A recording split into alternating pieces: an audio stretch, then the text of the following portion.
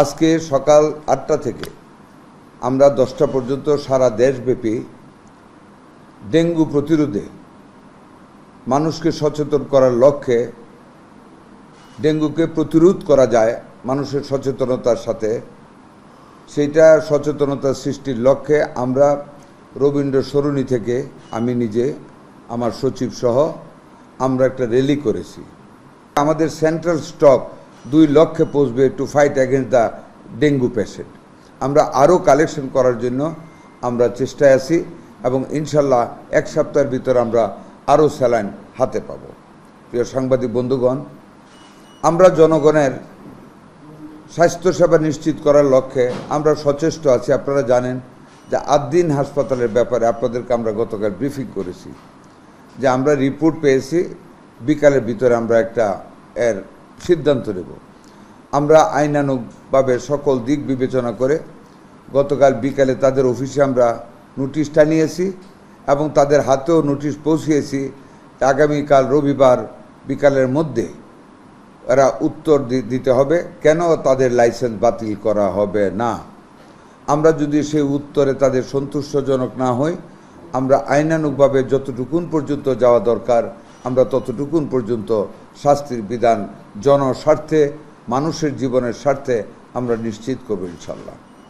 প্রিয় সাংবাদিক বন্ধুগণ, আমরা সর্বস্তরে আমরা সকল মানুষের জন্য স্বাস্থ্যসেবা নিশ্চিত করতে আমাদের মাননীয় প্রধানমন্ত্রী নির্বাচনের আগে ইশতেহারে ঘোষণা করেছেন। সেই লক্ষ্যে আমরা কাজ করে যাচ্ছি বিবিধমুখী। আজকে আমাদের মাননীয় প্রধানমন্ত্রীর সাথে সকাল 11টায় আমাদের একটি মিটিং হয়েছে আমাদের ইঞ্জিনিয়ারিং ইউনিভার্সিটির সাথে।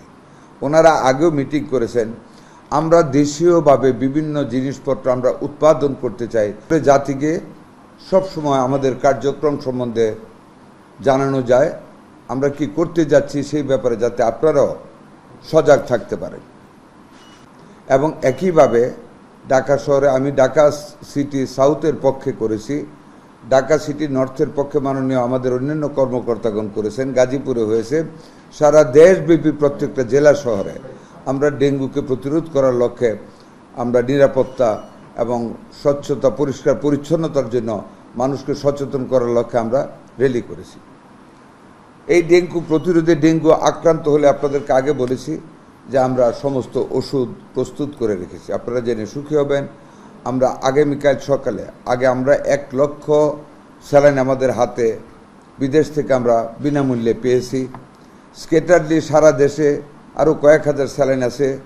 আল্লাহর রহমতে আমাদের প্রাইভেট ফার্মাসিউটিক্যাল মেডিসিন ওনার্স যারা প্রডিউসার্স, প্রাইভেট ফার্মাসিউটিক্যালস প্রডিউসার্স, ওনারা আগামীকাল সকাল 10:30টায় সচিবালয়ে আমাদেরকে আরও 1 লক্ষ স্যালাইন দিতে যাচ্ছেন।